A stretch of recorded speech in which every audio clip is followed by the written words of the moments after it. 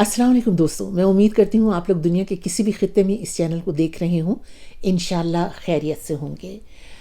وہ دوست جو میرے چینل پر اکثر آتے رہتے ہیں وہ یہ جانتے ہیں کہ میں جو آج کل کے سیاسی حالات ہیں ان پر کچھ زیادہ بات اس لیے نہیں کرتی کیونکہ کوئی بھی واقعہ ہو یا کوئی جیسے وزراء وغیرہ یا وزیر اعظم انہوں نے کوئی سیاسی بیان دیا ہو تو اس پر فوراً کے فوراً اتنے کالم ہو جاتے ہیں کہ پھر اس پہ کچھ بات کرنے کی کوئی گنجائش ہی باقی نہیں رہتی۔ میں صرف اسی وقت کسی سیاسی موضوع پر بات کرتی ہوں جب مجھے یہ نظر آتا ہے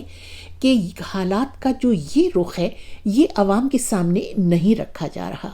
اور اس وقت جو میں بات کرنا چاہ رہی ہوں وہ یہی ہے کہ 8 فروری کو جو الیکشن ہوئے، جس طرح سے ہوئے وہ، اور جو اس سے پہلے جس قسم کی دھاندلی وغیرہ ہوتی رہی، پی ٹی آئی کا جس طرح سے نشان ان سے چھین لیا گیا، اور اس کی بات میں نہیں کروں گی، صرف میں 8 فروری کی ہی بات کرنا چاہتی ہوں کہ اس کے بعد پھر 9 فروری کو جو نتائج سامنے آئے اور جس طرح سے فارم 45 کا اور فارم 47 کا تضاد کھل کر سامنے آیا، اس سے ابتدا میں یہی لگ رہا تھا کہ کوئی بھی پارٹی حکومت نہیں بنا پائے گی، اور پھر یہی ہوا۔ کوئی بھی پارٹی اکیلی حکومت نہیں بنا سکی، اور مسلم لیگ اور پیپلز پارٹی کے درمیان باقاعدہ مذاکرات کروائے گئے، سودے بازی ہوئی اور عہدوں کا بٹوارا ہوا، جس میں صدارت کا عہدہ پاکستان پیپلز پارٹی کے آصف علی زرداری کو مل گیا، جن کی پارلیمان میں صرف 54 نشستیں ہیں، اور جو وزارت عظمیٰ وہ شہباز شریف کو سونپ دی گئی، حالانکہ اس کے اصل امیدوار نواز شریف تھے۔ اب یہ صاف نظر آ رہا ہے کہ یہ کوئی مستحکم حکومت نہیں ہے، کیونکہ فارم 45 اور فارم 47 کا جو معمہ ہے، پر اسراریت ہے، وہ اپنی جگہ برقرار ہے اور وہ اس میں عدالتوں میں چیلنج ہو رہی ہے، لہٰذا یہ کوئی مستحکم حکومت نہیں ہے جب تک کہ یہ ان کا کوئی فیصلہ نہیں ہو جاتا۔ مگر پاکستان کے میڈیا میں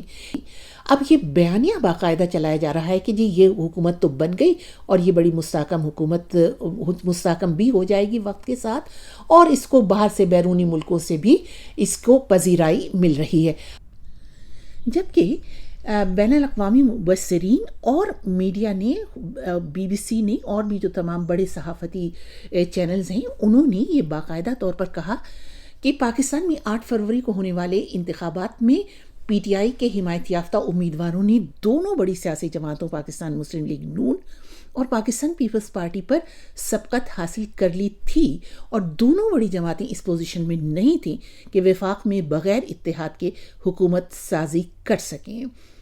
مگر پولنگ کا عمل ختم ہونے کے بعد گنتی کے عمل کے ساتھ ہی جب نتائج کے اعلان کا سلسلہ شروع ہوا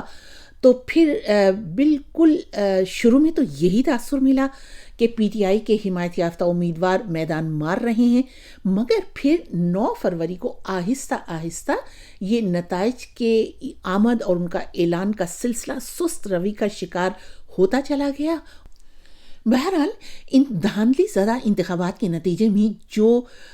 پارٹیاں اقتدار میں آئی ہیں، اب وہ اور ان کے ساتھ جو میڈیا کے ان کے ہم نوا ہیں، جو صحافی ہیں، جو میڈیا مالکان ہیں یا جو ویلاگرز ہیں، انہوں نے یہ باقاعدہ ایک بیانیہ یا پروپیگنڈا آگے بڑھا رہے ہیں یہ لوگ کہ جی بس اب تو حکومت تو بن گئی اور اس کو بین الاقوامی حمایت بھی مل رہی ہے، اور دیکھیے جو ہیں سرمایہ کاری کے لیے بھی کچھ ممالک آنے شروع ہو گئے ہیں، تو بس اب تو یہ حکومت اگر معیشت بہتر کر پائی تو بس پھر 5 برس چلتی رہے گی۔ تو اگر اسی طرح سے جو جوڑ توڑ کی حکومتیں ہیں وہ 5 برس نکال جائیں گی، تو پھر اس سے پہلے کیا تھا؟ جنرل ایوب کی حکومت بھی بہت برس نکال گئی، جنرل ضیاء کی حکومت نے بھی 11 برس نکال لیے، جنرل مشرف بھی 8 برس برسر اقتدار رہے، تو پھر اگر اسی طرح کی حکومتیں چلنی ہیں تو وہ پھر یہ حکومت بھی شاید چل ہی جائے گی۔ لیکن آپ خود سوچئے کہ کیا اس قسم کی حکومتیں چلنی چاہیے، اور اگر چلنی چاہیے تو پہلے کی حکومتوں میں بھی کوئی برائی نہیں تھی، پھر انہیں بھی چلتے رہنا چاہیے تھا۔ آپ لوگوں کی اس بارے میں کیا رائے ہے ضرور لکھیے گا۔